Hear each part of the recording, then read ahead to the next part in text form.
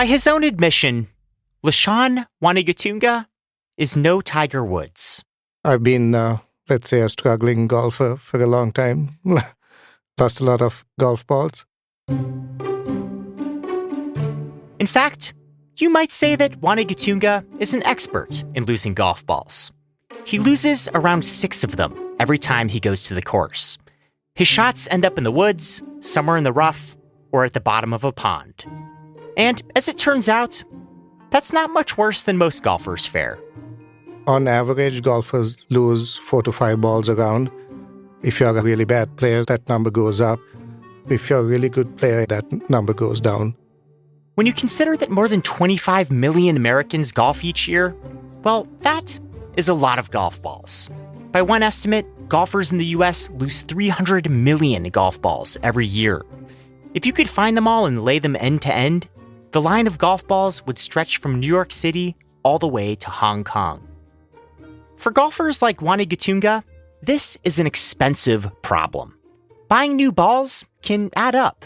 And for the golf courses, all those lost balls are a never-ending environmental nuisance. So golfers and courses would both like to recover those lost balls. And if you're willing to brave the alligators, rusty beer cans, and murky waters, there's money to be made. When you dive, it looks like just pearls, just the white spot just showing. You can do it every 3 months and load up 20,000 golf balls, almost guaranteed. For the Freakonomics Radio Network, this is the economics of everyday things. I'm Zachary Crockett. Today, used golf balls. As any golfer knows, new golf balls don't come cheap. On the low end, you can buy a dozen for $20 or so. But a lot of golfers don't mess around with the low end. They like the good stuff. At the highest end, we could call them the tour-level performance golf balls. So these are balls like the Pro V1, the Callaway Chrome Soft, the TaylorMade TP5. Again, that's LaShawn Wanagatunga. These balls would cost, on average, $50 a dozen. The best golf balls work out to around $4 to $5 each. If you have a bad day out on the links, you can easily hack away $20 or $30 worth of balls in a few hours. And when you lose one, you can't spend a whole lot of time looking for it. If you're playing a competitive tournament, then I believe it's 3 minutes or something like that. If you're playing with a group of friends, it's until your buddies start yelling at you saying, hey, come on, let's keep things moving. The etiquette is, even if it's a $5 ball, just move on. But thrifty golfers have another option. They can go online and buy used golf balls for a fraction of the price. Now, people have been foraging for lost golf balls for more than 100 years. In the early 1900s, so-called ball hawkers would train dogs to find balls. They'd sell them for 10 cents a piece at the clubhouse. Most of these entrepreneurs didn't have permission from the courses to romp around on the greens, and they were seen as petty thieves. Over the years, a few businesses made deals with courses to collect and sell lost balls. But it wasn't until the early 2000s when the used golf ball market really took off. I think a few things happened, right? The advent of the internet and e-commerce, and at the same time, the technology behind golf balls increased, and it made the golf balls much better. One golf ball in particular really changed the game: the Titleist Pro V1. Its solid core construction and urethane coating made it more consistent and durable than other golf balls. And soon, other equipment makers started to compete for the high end of the market. After the Pro V1 was launched, a lot of the golf ball manufacturers started using better material, better technology in making sure the cover of the ball was really insulated. So what that meant was when a golf ball was lost or when it went in the water, those balls will last a really long time without it being damaged or without the performance being impacted. Today, it's estimated that used golf balls are a $200 million industry. More than a dozen companies now retrieve, clean, and sell them on the internet. The biggest of those companies is called PG Golf. They sell around 50 million used balls every year through their website, lostgolfballs.com. PG Golf is owned by the same conglomerate that owns Titleist, the maker of the Pro V1. So they get to sell the same balls over and over again. But the rest of the used ball market is fragmented, made up of much smaller companies with names like Golf Ball Planet, Golf Ball Monkey, and Golf Ball Nut. In addition to being a struggling golfer, Wani Gatunga runs one of those companies himself.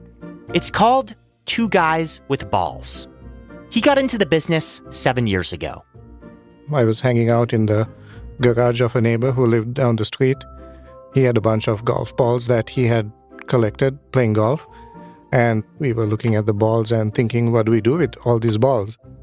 Wani Gatunga set up a simple website and started selling them. When we started, the way we got our golf balls was by finding golf balls when we played golf.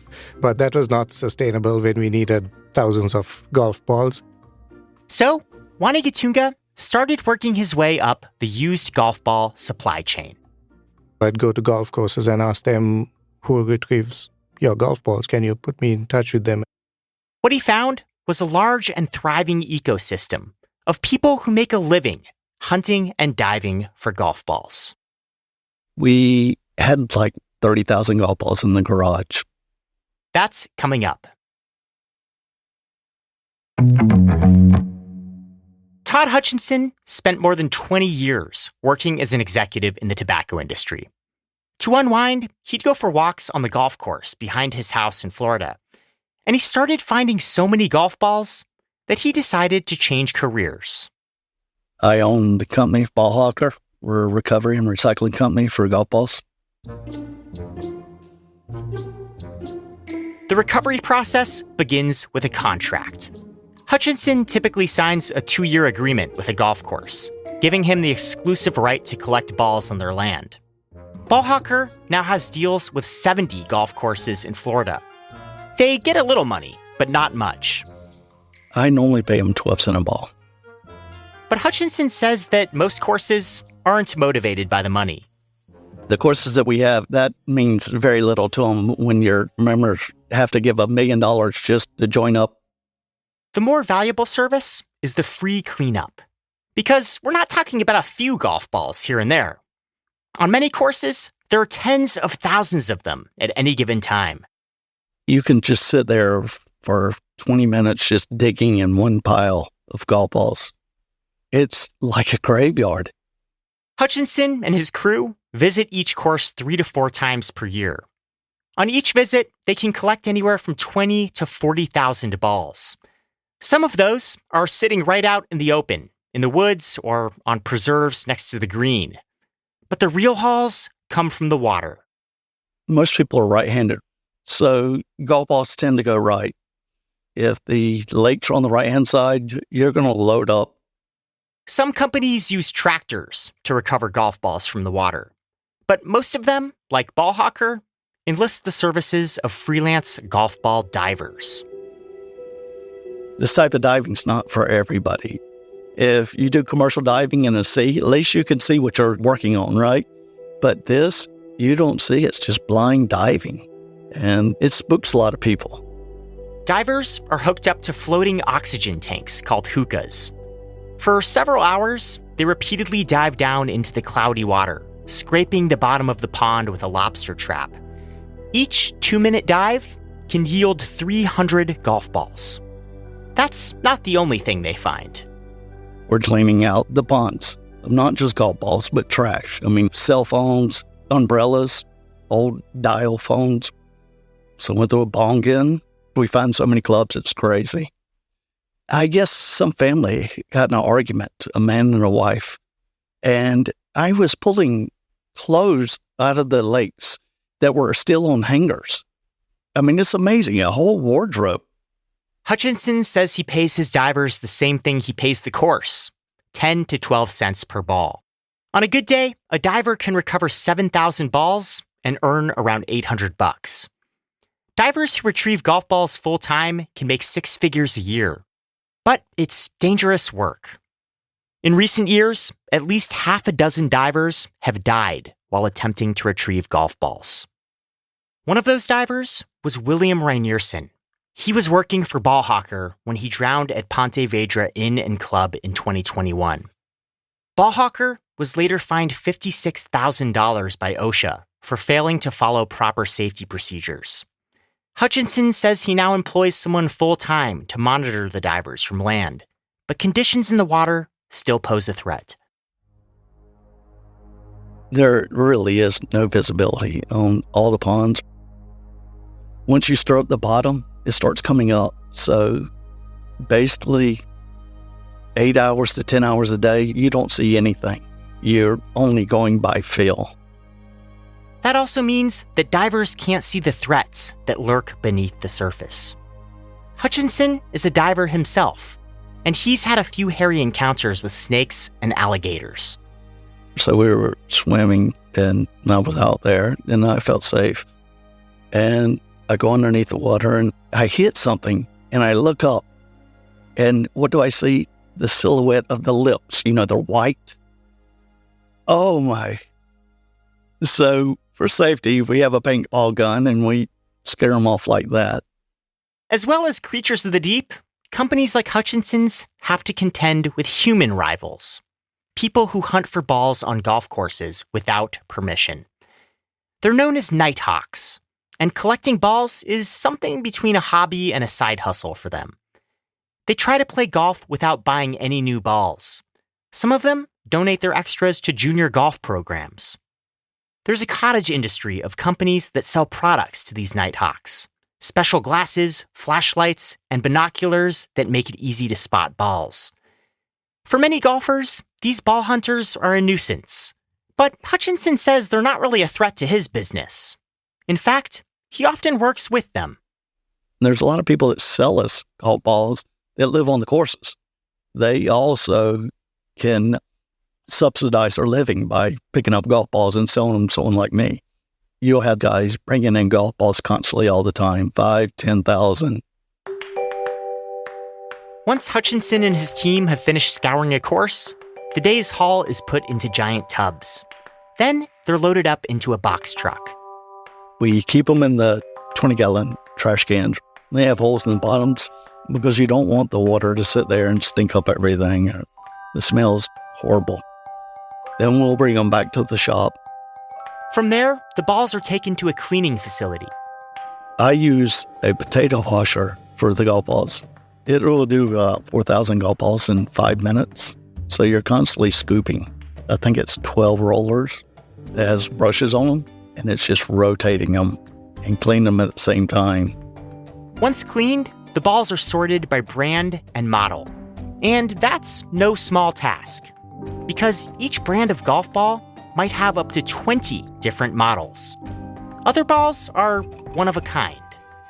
I have over 10,000 golf balls that I saved with people's pictures or comments or whatever it may be. They may have gotten married. It may be their bachelor parties. You see pictures of golf balls that you won't show your kids. You see a lot of crazy stuff. The final stage is categorizing every used golf ball by condition. Hutchinson can sell the highest end balls, like Pro V1s, for around $2 each online, around half the price they go for brand new. Some of the bigger companies don't like that, but when you're selling a product that costs $60 a dozen, brand new, and you're selling the same year and the same model golf ball for $30, it's a win-win. For every million of these top-end balls sold, a company like Ball Hawker might expect to make around $400,000. But only around 20% of the recovered balls are in flawless condition. Most of them are a little rough around the edges, and those tend to be sold wholesale to guys like Lashawn Wanigatunga. Wanigatunga's company, Two Guys with Balls, bypasses the divers, the golf courses, the cleaning, and the sorting, and buys pre-processed balls in bulk. He pays a flat rate based on the brand and quality. I buy balls anywhere from 15 cents a ball going all the way to $1.25 for the top quality Pro V1. Wanigatunga says the economics are a win-win. He sells them on his website, netting a margin of around 50%, and golfers get a more affordable alternative to buying new. But no matter how much he sings the praises of used golf balls, some golfers will always be skeptical. I think there will always be a group of golfers, regardless of skill level, who will feel that the used golf ball, because it's used, because it's been in the water for whatever reason, will not perform as well. There have been a few informal experiments comparing the performance of used and new golf balls, and most of them have concluded that used balls don't really have any impact on a golfer's game. But beyond the price savings, Wani Gatunga says the real benefit of buying used is environmental. All these golf balls going into the water, getting lost. Golf balls don't degrade. They're in there for a long time, so it's more sustainable to reuse, recycle, everything in general, but I guess more so for golf balls. And, some of the golf balls that I get have probably gone through that process several times, where it could well be that people who bought balls from me lost them, and the divers retrieved them, sold it back to me, and I sold it back to them. For others, like Todd Hutchinson, it's all about the thrill of the hunt. It's like Easter egg hunting. I promise you it is.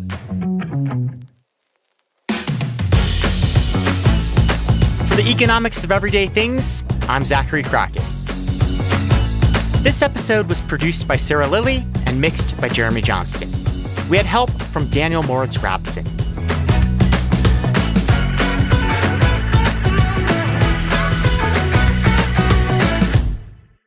And I think one of us said, hey, we are just two guys with balls trying to sell some balls. And then that's kind of how the name stuck. The Freakonomics Radio Network, the hidden side of everything.